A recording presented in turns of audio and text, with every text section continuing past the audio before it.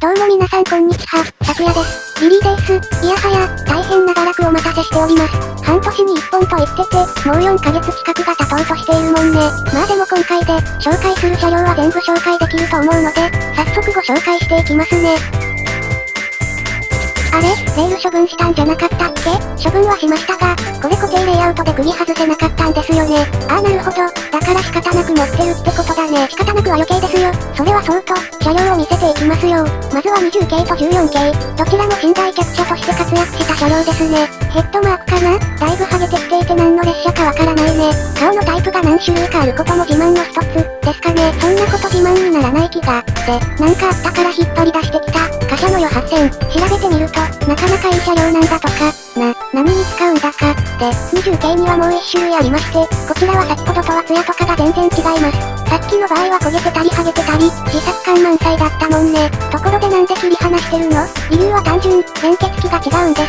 ああ、そりゃ繋がらないわけだわ。次に紹介するのは機関車たち。右から DD13、C11、C57 です。ナンバープレートがないのが、ロマンの方にとっての不満場所でしょうか。まあでも蒸気機関車、かっこいいからいいんじゃない？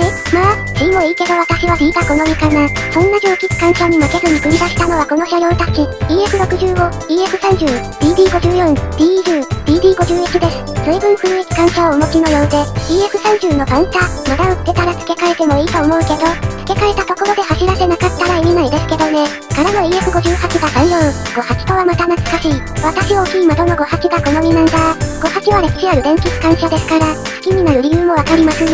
続いて普通客車を紹介していきます。こちらは50系客車と42系とか47系とか35系とか、見た感じ、荷物車ばっかりだね。荷物と客車、両方を一度に運べるって、便利じゃないですか？続いて10系、これについては詳しくないです。ああ、10系はね、昭和30年に8両の試作車が登場して、旧来の客車とは違い、車体全体がセミモノコックとして荷重を受け持つ構造になり、車体全体の軽量化が行われたの。で、試作車那覇重は、銀河っていう列車に連結されて実用化テストが行われたの。翌年昭和31年度より量産化が開始され、食堂車、寝台車などグループ各形式が生産されたってことだけど、わかった？なんでそんなに知ってるの？まあまあ細かいことはいいじゃん。あとは何があるの？12系と35系などですね。貨物がないね。やっぱり旅客メインなのかな。昨夜の模型って、古い車両が多い旅客車両たち、ですかね。あれ？もう終わり？私が持っている車両はこれで全て紹介したことになります。うわーい。今回内容薄かったなぁ。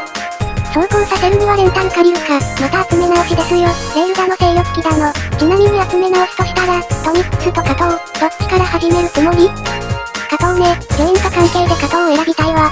いつもの喋り方だ。車両はたくさんあるし、マスターセットシリーズがおすすめだね。レールや制御機を単体で買うのは、そんなことしたら荷物になるし時間かかるよ。やっぱりそうですよね。